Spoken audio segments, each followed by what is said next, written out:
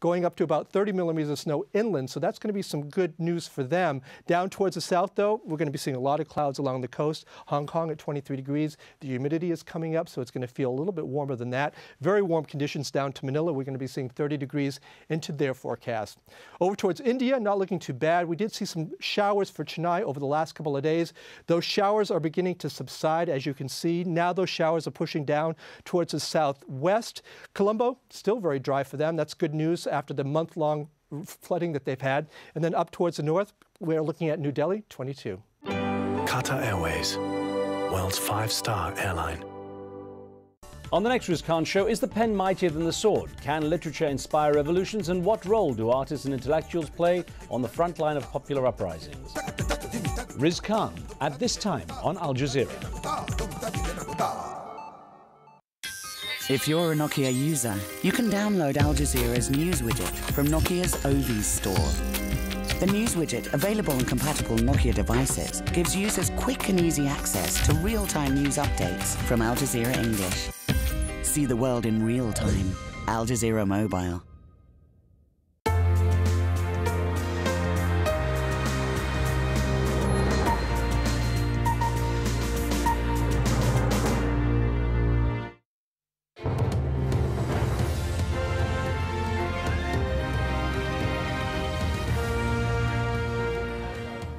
Back, the top stories on Al Jazeera. Libyan leader Muammar Gaddafi appears to be losing control of territory in Libya.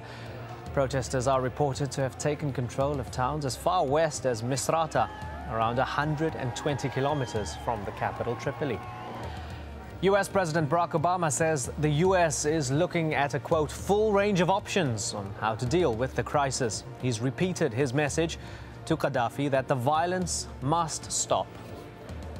92 people are now known to have died in the earthquake in New Zealand, according to Prime Minister John Key. Rescue teams are looking for as many as 300 people still missing.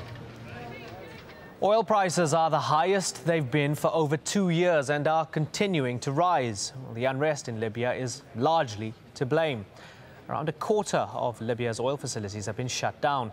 Output is down by at least 400,000 barrels of oil per day. It's seen prices for the benchmark Brent crude oil rise nearly 10% in the past 4 days.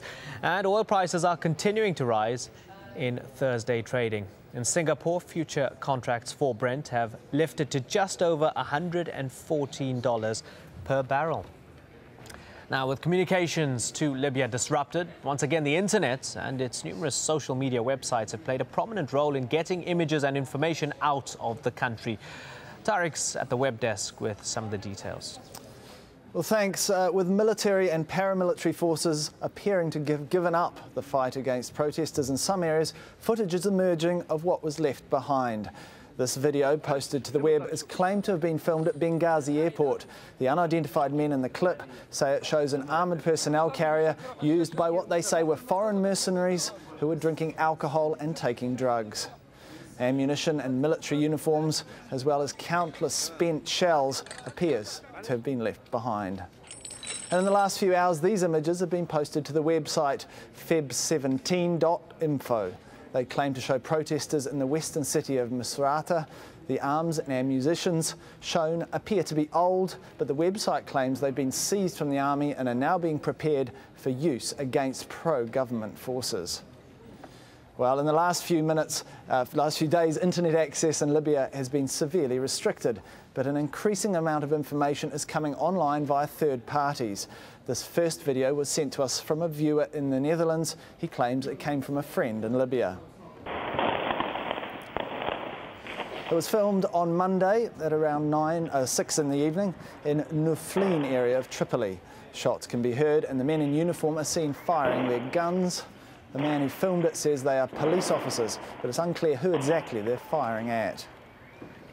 Well, another way people are getting their voices heard outside the country is calling into a website called Feb17 Voices. This lets them record an audio message, which is then put up on the web. Here's one of them. The day we left, we had killings, rioting in the streets. I don't know if this was true, but what we heard from people as in reference that some houses, women got raped by them. so we had to leave that location. Things have been quiet after his speech.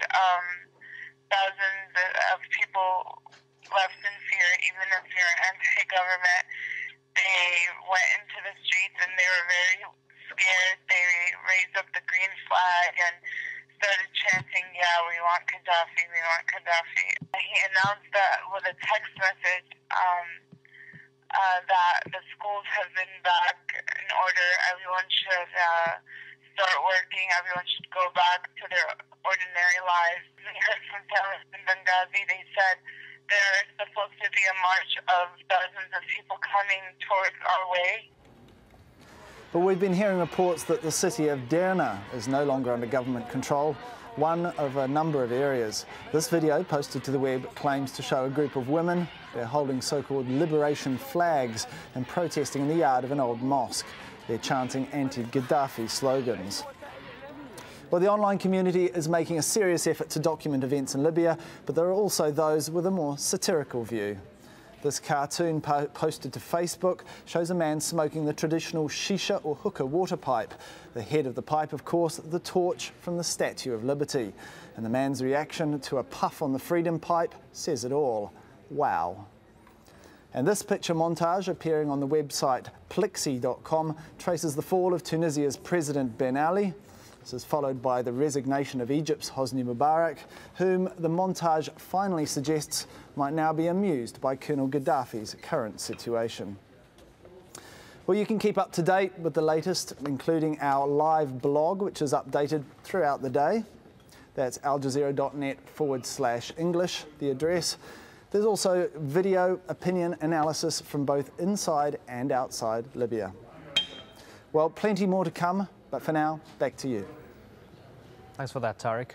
Now, Indonesian cleric Abu Bakar Bashir has denied he helped set up, fund and arm a new terror cell in the country's west.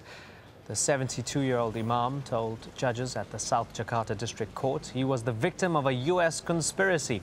Prosecutors say the cell was planning attacks on foreigners in the Indonesian capital and the assassination of the president. Bashir is the leader of the banned Jamaah Islamiyah movement, which seeks to establish a Muslim caliphate across Southeast Asia. Well, Step Varson was at the court in Jakarta. It was the best podium Abu Bakar Bashir could have wished for, right in front of the judges, the national and international media, and hundreds of his supporters. He read out a 90-page statement campaigning for an Islamic State in Indonesia. He actually defended the establishment of a military training camp in Aceh by saying that this was allowed according to Islam to defend yourself against what he calls a constant threat of non-believers. He also accused the United States of fabricating the charges against him. Armed and physical training is an instruction from God so the Muslim community can prepare itself to scare off the enemies of Islam. Prosecutors have accused Bashir of establishing and funding a military training camp in Aceh that, according to them, was meant to commit